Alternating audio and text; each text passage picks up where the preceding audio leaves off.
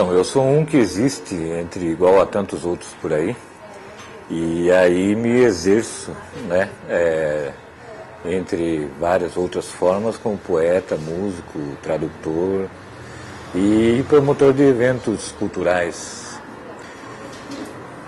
Se bem que agora já um pouco mais, né, mais calmo e mais tranquilo. O que é a infância?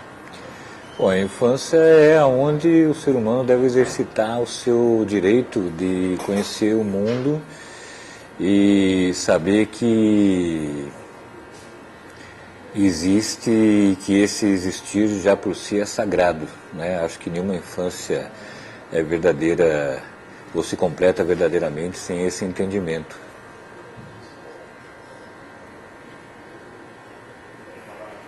E o ego? Então, o ego é a maneira pela qual a gente se manifesta, se relaciona com o mundo e com o outro, né? Então, eu creio que esse ego, ele foi construído numa etapa de relação da sociedade humana, que se perde no tempo, mas ele começou a tomar muito espaço dentro da psique humana a partir da estruturação da civilização, como a gente conhece. E não que o ego deva deixar de existir, mas o ego saudável, eu creio, é aquele que permite que o ser se manifeste, né?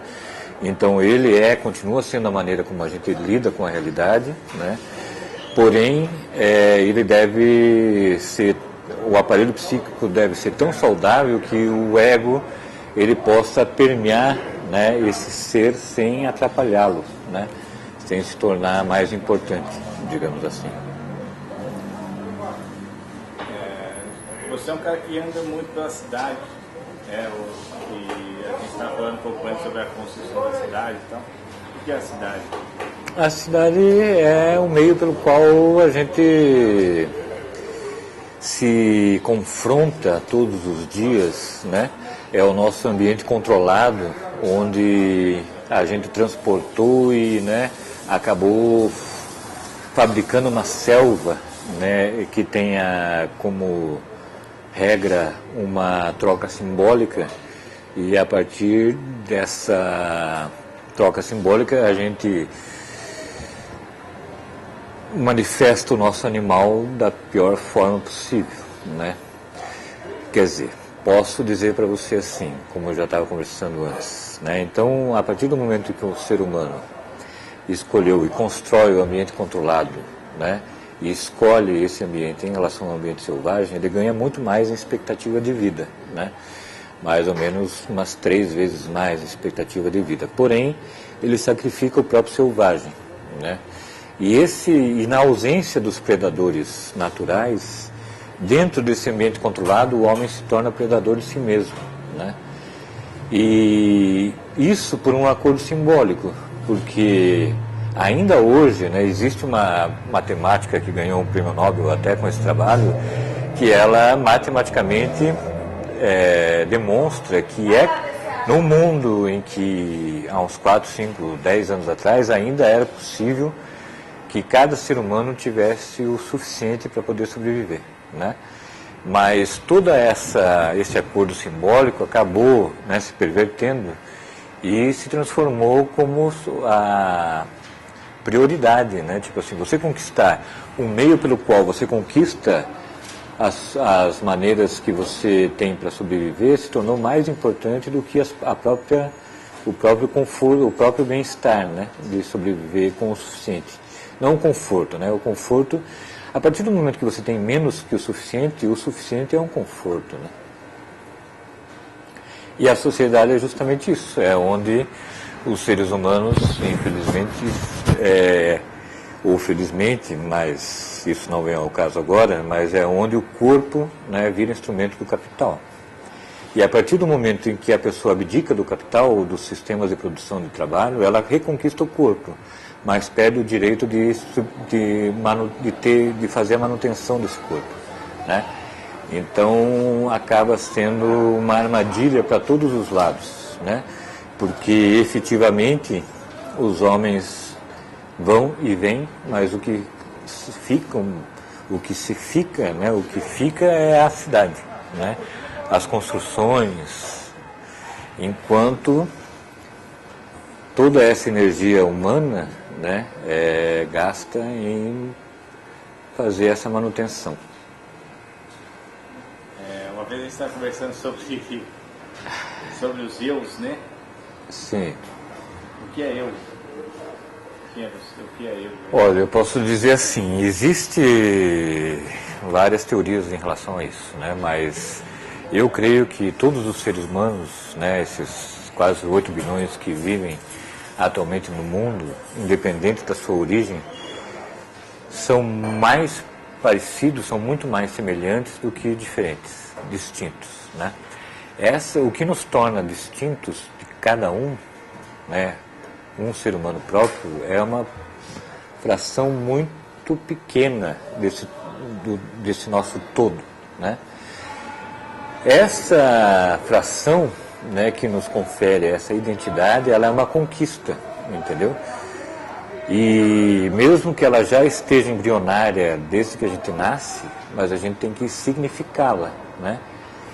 E essa conquista, muitas vezes, ela tem como meta ou como trilha, né, você reconquistar o seu direito da experiência, né, que é uma coisa negada muitas vezes na infância, né, e que acaba sendo o berço do superego, digamos assim. Então, toda experiência negada, né, ela vai como lei para a psique, para o aparelho psíquico. Então, tipo assim, você está passando na rua e com seu pai ou com sua mãe e você vê um mendigo.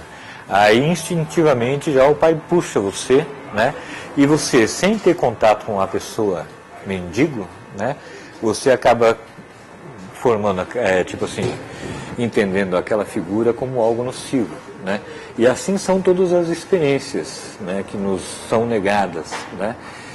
E assim, essa reconquista da experiência, e a partir dessa experiência fundamentar um senso crítico, né, é o que vai construindo esse eu, né, ou ressignificando esse eu, né, que é um espaço que já existe em cada um e que deve ser conquistado, né, por cada um. O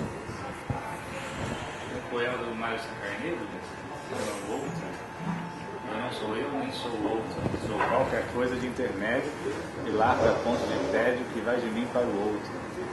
O que é o outro? Pois é, o outro é um outro eu, né, digamos assim. Então, vamos dizer que ele é alguém cuja perspectiva humana da existência no planeta Terra é única, né? E que é um mistério, né? Porque do outro eu só posso imaginar. Talvez haja uma instância em que eu possa, a partir do momento em que a gente consiga significar as experiências a ponto de poder compreendê-las, né? Aí eu acho que a gente pode entender. Tem o tal aquele ditado sertanejo, né, que diz que a gente só conhece o outro assim. Tem aquele ditado sertanejo que diz que se a gente beber no mesmo copo que uma outra pessoa, a gente conhece todos os segredos dela, né? Isso para mim significa que se a gente passar pela experiência que o outro passou a partir da mesma perspectiva que ele tinha quando ele passou por aquela experiência, a gente vai poder entender então, né, o outro, né? Então isso só se dá na forma da compaixão mesmo, né? Que é aquela estrutura não cristã, mas oriental, como Milan Kundera nos ensina lá no Insustentável Leveza do Ser, né? Então a compaixão é você se colocar no lugar do outro. A partir desse momento, né, você pode se aproximar realmente do que é esse outro, né? E descobrir que ele não é nada diferente, e descobrir várias coisas a partir disso. Você vai editar essa entrevista, né? Tá muito ruim, na verdade, mas tá bom. Eu acho que eu vou pedir um intervalo para fumar, rapaz. O que você quer? Vai lá, quantas perguntas faltam? Vamos então falar sobre os vícios, já que você queria fumar. O que é o vício? Olha, o vício ele se apresenta de várias formas, né? Ela é toda aquela estrutura em que a pessoa tipo, acaba agindo como se fosse um disco quebrado, né? Então a pessoa está ali numa canaleta ali do vinil e de repente existe um mecanismo de desconstrução que faz ela sempre retomar o mesmo caminho, né? E acontece assim com vários tipos de vício, inclusive os de ver televisão, por exemplo, né? Eu, por exemplo, fui viciado em química, né? Diretamente durante 10 anos. Então fui um adicto ativo, né? Há mais ou menos um ano eu estou um adicto não ativo, né? Que não é um adicto passivo, porque é uma luta constante de a cada dia, né? Você escolher dizer não, né? Quer dizer, a cada dia você escolhe dizer sim para uma outra perspectiva de vida, entendeu? Em que o vício realmente era muito, reduzia muito, né, a perspectiva. Mas a gente pode compreender, por exemplo, assim, existe durante esses 10 anos que eu tive esse vício, né, fui adicto, conheci muitas pessoas na rua e tal, e uma delas era a Dani, entendeu? A Dani era uma pessoa que se aproximou de mim na rua por conta de drogas, e a gente teve, né, comecei a conhecer um pouco da vida dela, e ela faleceu há uns anos atrás por conta do HIV, né? E de uma certa forma, esse vício, né, era a única forma que ela tinha de poder esparecer um pouco a cabeça, né? E que, lógico, a fazia também não procurar uma outra solução, né, dentro da vida dela, porque era uma situação de risco extremo, né? Assim como todas as pessoas que vivem na rua, e você sabe que a maioria das pessoas que vivem na rua não usam drogas, né? Muitas não bebem, mas algumas pessoas são levadas à rua pelo vício, né? Eu tive uma experiência de rua que não foi durante esses 10 anos de adicção ativa, né? Mas foi mais ou menos um laboratório que eu fiz já ainda no século passado e que me serviu muito para aprender a lidar com essa experiência da rua como sem classificá-la como, né, sem classificá-la como uma coisa moral, né? E aí, por exemplo, assim, você vê que as pessoas na rua, elas já carecem do tratamento que qualquer um gosta de receber, né? Tipo um bom dia, uma boa tarde, ou mesmo um olhar no olho, entendeu?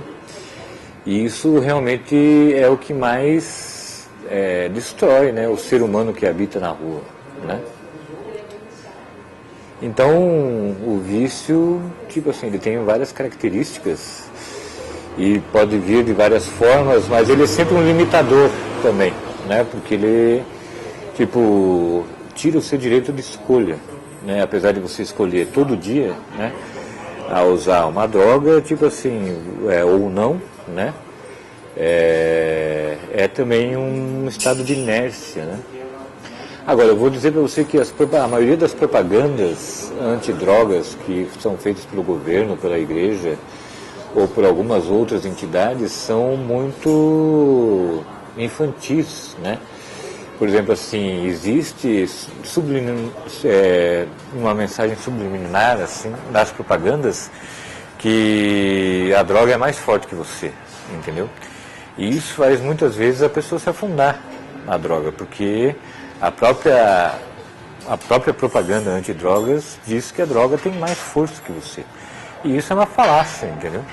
Tipo assim, porque essa escolha é de todo dia, como eu já disse, né? Uma vez que eu vi uma campanha contra a HIV, né?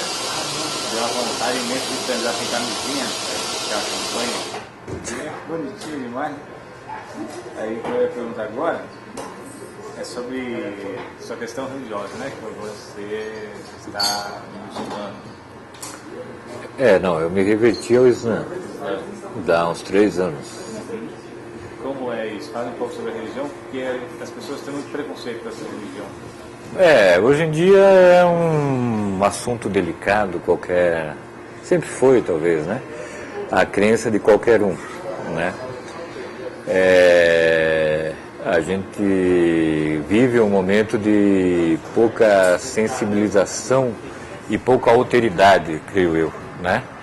Tanto de qualquer um dos grupos que a gente possa considerar o discurso, né? Qualquer um deles é radical, né? Eu creio que o Islã, assim como qualquer outra tradição, né, sagrada e verdadeira, ela busca uma significação ética dentro do ser humano, né? E você poder construir então uma vida onde todos sejam compreendidos como sendo assim mesmo, né? Aquela regra de ouro, né? Se você trata ou constrói as suas atitudes com o respeito que você quer que você seja merecedor, eu acho que é meio caminho andado, né? Então, acho que a tradição, o Islã, por exemplo, ele tem isso de trazer justamente que cada ser humano é sagrado, entendeu? E que dentro dessa sacralidade existe uma ética de relação com cada um dos seres humanos, né, com o todo, né? Porque a gente pode dizer assim, né? O Islã não é outra tradição que não seja a tradição que vem do Torá e que contém os evangelhos, né? Então, é como se fosse o seguinte, então, tipo, a Torá traz uma questão específica, quem é Deus, né? Os evangelhos trazem uma questão, que é quem é Deus no homem, né? No indivíduo né? E o Islã traz quem é Deus nessa comunidade de homens, né? Que é justamente isso, que é né, você chegar nesse ponto de um homem, do ser humano, né, que tenha essa ética sagrada e se compreenda, né, como um ser que surgiu de uma certa forma, se não for por de qualquer forma por um milagre, né? Porque se a gente entender, por exemplo, que 2 aminoácidos, por acaso, entendeu, se encontraram e criaram a vida, isso é tão mais milagroso do que você acreditar que existe um ente que teve a vontade de criar o universo, né? Então, de qualquer forma, a criação do homem na Terra, quer dizer, o surgimento da humanidade no planeta Terra é um milagre, assim como todo o planeta Terra, né? E você se redescobrir esse sagrado é você exercitar o exercício, né, de uma ética nessa relação, não só com o mundo que o cerca, como o outro ser humano também, entendeu?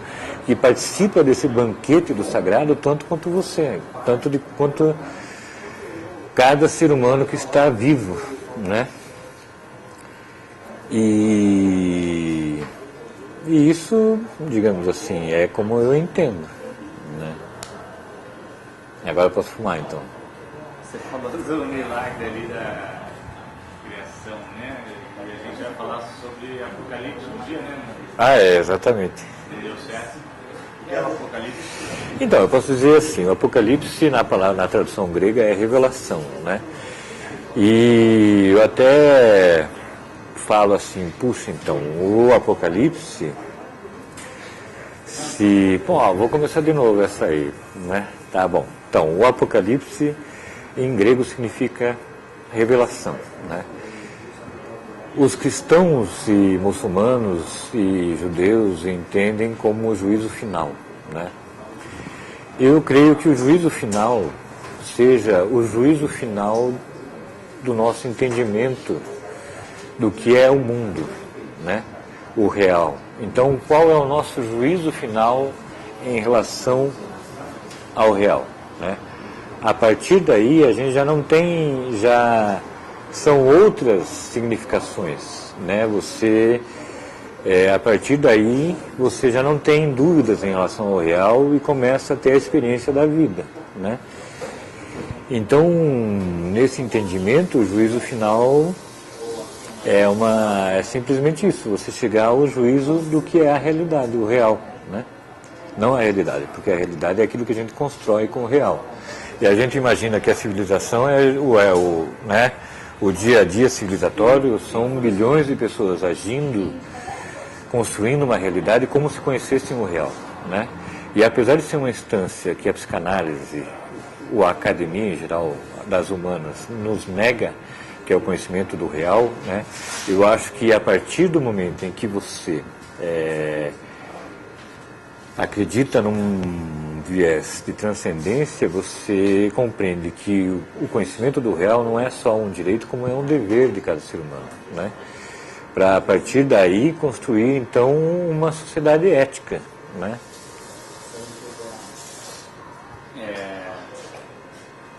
Se chama Prosa com Poesia, né? Prosa com Poeta, esse programa, então vou perguntar. Ah, é? O que é a poesia? A poesia é uma maneira de você trair a prosa, entendeu? Quer dizer, você, através da linguagem, né, que é construída para nomear as coisas, você nomeia aquilo que não tem nome ainda através de palavras, de significados que, né,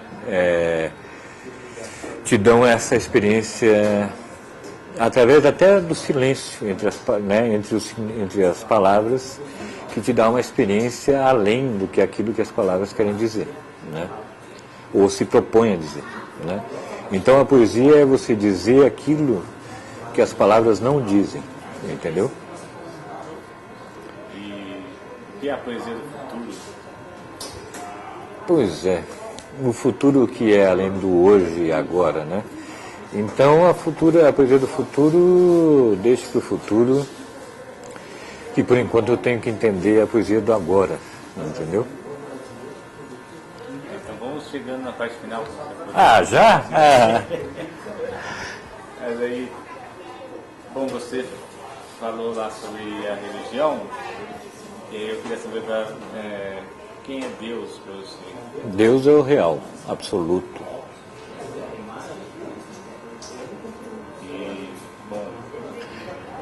Quer continuar? Sim, eu posso responder melhor essa pergunta. Eu tenho um Tratactus, inclusive, quem quiser ler, mas eu tenho um Tratactus chamado Tratatus Teológico Filosófico. E a primeira proposição do tratado é assim: o real é o todo que existe, né? Então, eu creio que seja um nome. Se você colocar, por exemplo, assim, os atributos de Deus, né, e compará-los aos atributos do real, você pode perceber que eles são muito semelhantes, né? Então, o real é aquilo que está em tudo, mesmo que a gente possa não perceber, né? O real é o princípio e o final, né? É a verdade, entendeu? Em todas as experiências. E daí vem a segunda proposição, é que múltiplas são as verdades, mas cada verdade, para ser uma verdade, ela tem que vir desse real que é um, entendeu? Então as verdades nada mais são, como a gente possa imaginar primeiro as tradições, o Torá, os Evangelhos, o Alcorão, o Bhagavad Gita, as tradições do Candomblé, tipo assim, elas estão falando de um mesmo real, né? Só que a partir de perspectivas geográficas e históricas distintas, né? Mas toda tradição que é uma tradição verdadeira, o budismo, elas vêm desse entendimento desse real que é único, apesar de nomear e de categorizar de diversas formas, porque ele é a experiência humana na vida, na Terra, né? E é aquilo que nos dá significação, né? Uma vez eu conversei com um índio Guarani, e aí eu perguntei para ele qual era a religião dele, né? Aí ele falou assim: olha, eu fui ver outras religiões, né, para saber qual era a minha, né? Então eu fui no Candomblé, fui no Espiritismo, fui no evangélico, na igreja evangélica, na católica, eu descobri que todas as religiões são as mesmas. A única diferença é que a nossa não está escrita, porque todas as outras religiões precisam de um manual. Os indígenas tinham lá, né, seus rituais também, que tipo foram divididas em várias tribos, mas a herança indígena que a gente tem na América Latina é riquíssima, né? Eu não acho que todas as religiões sejam as mesmas. Eu acho que há um conhecimento que deriva desse real que é único e existem diversas outras interpretações que, né, como são do humano, algumas são viagens, entendeu? Eu acho que o que significa, o que faz a diferença de uma e de outra é a experiência que cada um tem. E cada um tem uma que seja mais adequada dentro do seu contexto, seu histórico, aquilo que consegue compreender. Mas nem todas levam a um caminho do real, digamos assim, não é? Só um adendo. Eu entrei nessa para falar sobre índios, né? Porque esse lugar onde vivemos, chamado Brasil, a América Latina toda, perdeu quase 100% vamos dizer, a espécie de seres humanos que viviam aqui, né? Então eu ia perguntar para você que já perdeu algumas pessoas importantes na sua vida, o que são as perdas? Puxa, eu vou dizer para você dentro desse assunto que eu tenho 25% de sangue indígena, né? Porque meu avô era bugre, entendeu? Então acho que essa raiz indígena ou negra, né, ela está em todo brasileiro.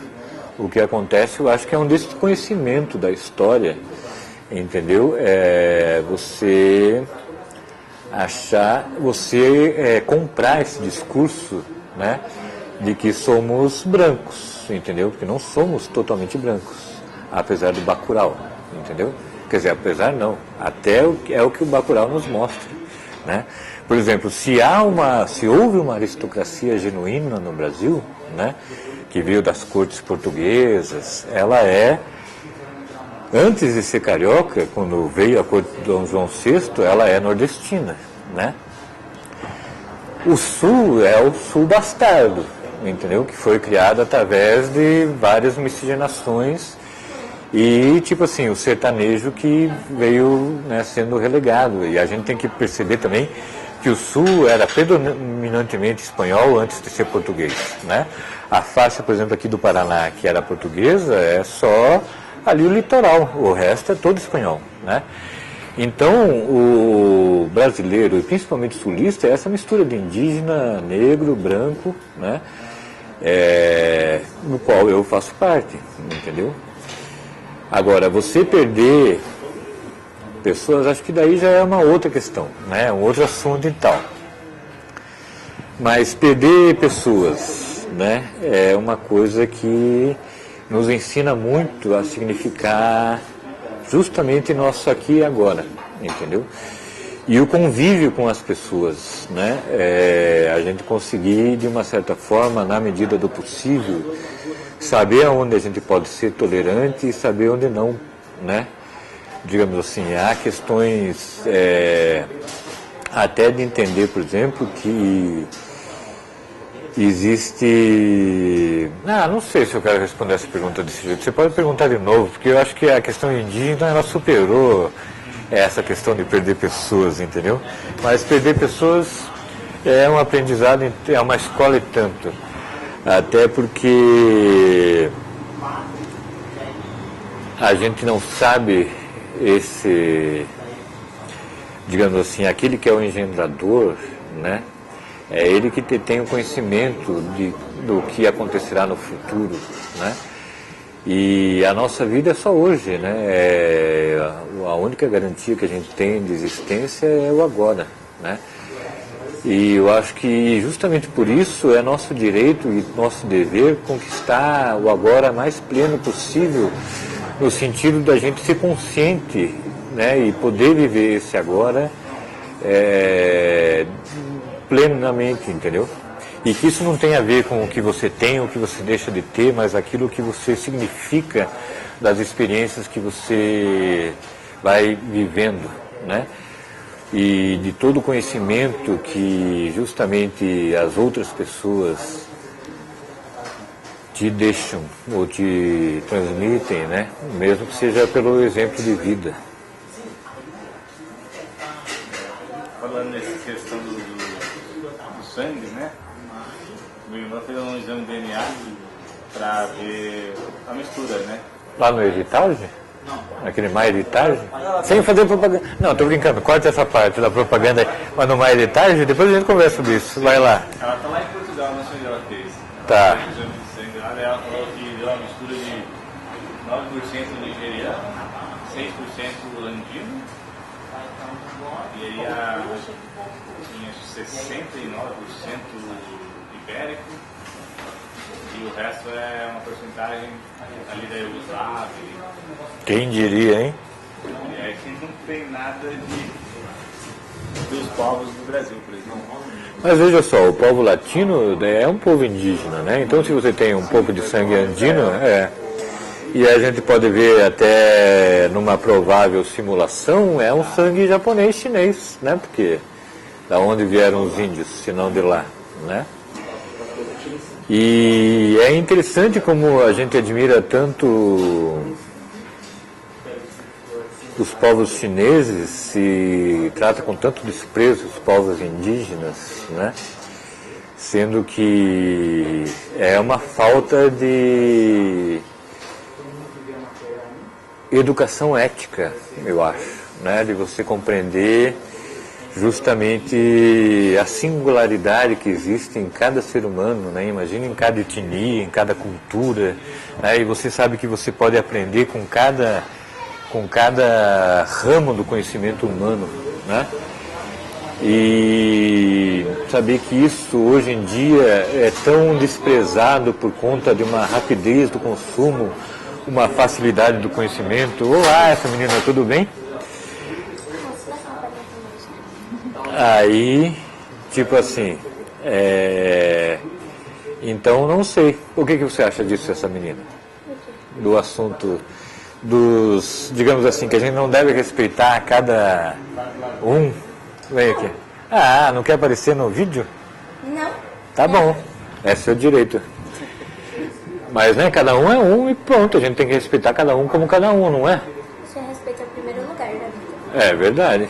Então. Porque quando uma pessoa, assim, se você estiver conversando com ele e eu entrar aí sem falar licença, ia ser uma falta de educação. Exatamente. Ainda bem que você sabe disso e não nos interrompeu. Do lado dele. Tá. Quanto que é essa balinha aí? 2? Ô, louco. Pô, pior que não tem, mas vamos juntar uma vaquinha aqui. Pra comprar uma dessas. Aceita cartão, menina? Não. Aqui, ó, Assim você não está sendo uma ótima comerciante. Eu não tenho. 80, 90. Mas nem quebrou. Que quanto você tem aí? 90. Puxa, 90, eu tenho que fazer conta aqui, ó, 50. Não vamos comprar, mas vamos te dar essas moedas todas, tá bom? Eu que vou ficar com vontade na balinha. Tó. Tem quantos aqui? Não sei, conta aí. Aí a gente tá sabendo quanto você tá de matemática. Você tá bem ou não tá bem? Bom, então a última pergunta, eu pergunto para todo mundo, que é se você tem medo de morrer. Veja só, é justamente... 1,85. Tá ótimo já. Não, obrigada. E você? Tá bom. Não, pode ficar aí até se quiser, mas aí você vai ter que ouvir a conversa. Tchau. Tchau. Morrer é uma parte da vida, né? Espero que quando eu venha experimentar ter essa experiência, né? Que só Deus sabe quando, né?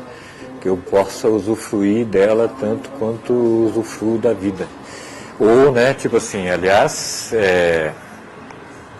o que eu digo é assim, igual a Abraão, né? Que viveu pleno cada um dos seus dias. Espero eu, né, que Deus possa me conceder essa plenitude a cada dia, para quando morrer eu possa morrer satisfeito, entendeu? Com a vida. Mas Deus sabe mais, né? Sabe quando e como, né? Fala um poema pra gente. Puxa, um poema. Eu ando tão despoético.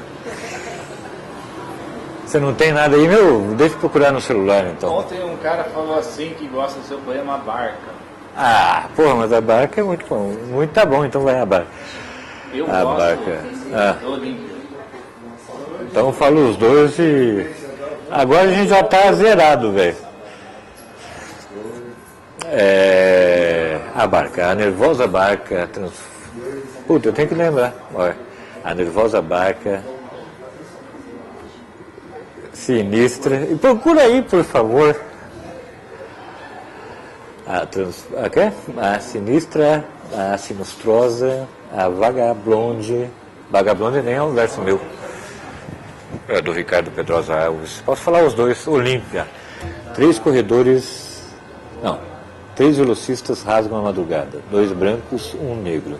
Qual detém vantagem? Após os 100 metros com obstáculos, destaca-se a técnica espontânea. Aquele que está à frente divisa a linha de chegada, mas antes de cruzá-la, recebe 4 medalhas de chumbo nas costas. Acho que é esse. Vamos ver a barca. A nervosa barca trafega em modo sinistro, hasteando inocências embrulhadas em papelotes intoxicados de soda cáustica. Serão cães hidrófobos, semáforos vertiginosos?